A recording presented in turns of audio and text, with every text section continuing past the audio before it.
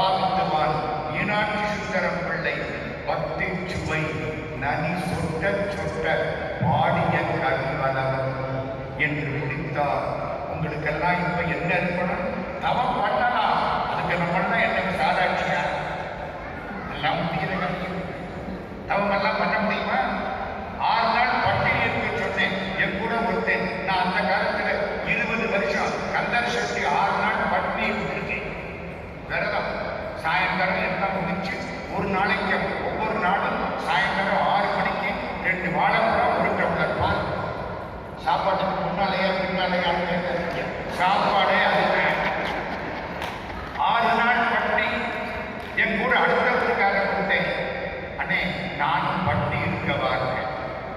சரி முதல் நாள் காலையில் 10 மணி அங்கேருந்து வந்தேன். ரொம்ப பசிக்குது. ஒரு காப்பி மட்டும் குடிச்சுக்கவா இருக்கேன்.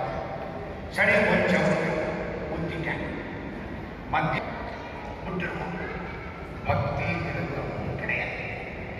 கண்ணீர் திருவாசகத்தப்படி தேவாரத்தப்படி எம்பெருமானே என்னால் அறியா பதம் தந்தாய் யாரல் அறியாதே கேட்டு முன்னால் ஒன்றும் குறைவில்லை உடையாய் அடிமைக்கு யாருக்கு பன்னாள் உன்னை பணிந்தேற்றும் பழைய அடியவர்கள் கூடாது. யாருமே பேசுவார். பக்தி பண்ணி பிழைக்கச் சொன்னான். பலனை எண்ணாமல் பிழைக்கச் சொன்னான். எங்க பக்தி பண்ணணுமா இல்லையா? நடராஜாவுக்கு முன்னால போய் நின்றுங்க. கொஞ்ச நேரம் கும்பிடுங்க. கண்ணீர் வரலைன்னா என்ன அடிக்க வரும். கொஞ்ச நேரம் கடவுளே எனக்கு ஒன்றும் தெரியாது நினைக்க கண்ணீர் வரும். சிதம்பரத்தை முடிச்சு சிதம்பரத்துல ஒரு அன்பர் நடராஜாவுக்கு முன்னால நின்று திருவாசகம் படிக்கிறார். தப்பு தப்பா படிக்கிறார். நான் தான் பக்கத்துல நின்று அவ்வளவு தப்புயா இப்படி படிக்காது. அதுவும் நடராஜாவுக்கு முன்னால சிதம்பரத்துல திருவாசகத்தை தப்பா படிக்கலாமா? அதுக்காக வேற இடத்துல படிக்கலாம்னு அர்த்தம். வெளியில போய்யா கோபுர வாசல்ல போய் நின்று படி. போயிட்டேன் கோபுர வாசல். நான் அங்க போனேன். அப்பவும் தப்பு தப்பா தான் படிக்கிறேன். ஏன் இப்படி பண்றேன்? ஐயா ஒண்ணுமில்ல.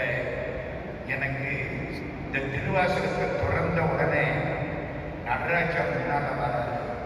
மாணிக்க வாசகர் வராது.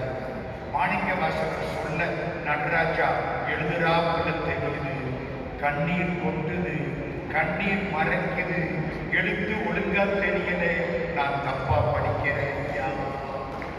விட மிக சிறப்பாக செய்து உங்களை தன் திருமணியில் மகிழ்ச்சியோடு சேர்த்துக் கொள்வார்.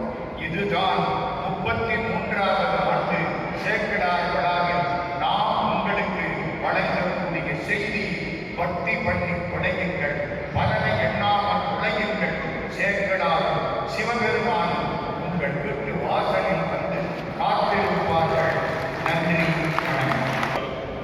சேக்கிழார் ஆராய்ச்சி மையம் 33ஆம் ஆண்டு விழா 4 நாட்கள் விழாவை முத்தாய்ப்பு நிகழ்ச்சியாக மாங்கரி சங்கத்தை இந்த அருமையான தலைப்பிலே அருமையாக உரையாற்றி நாமெல்லாம் ஏற்கும் வண்ணம் புராண செய்திகளோடு நமக்கு முடிவை இந்த பெரிய புராணம் வலியுறுத்தி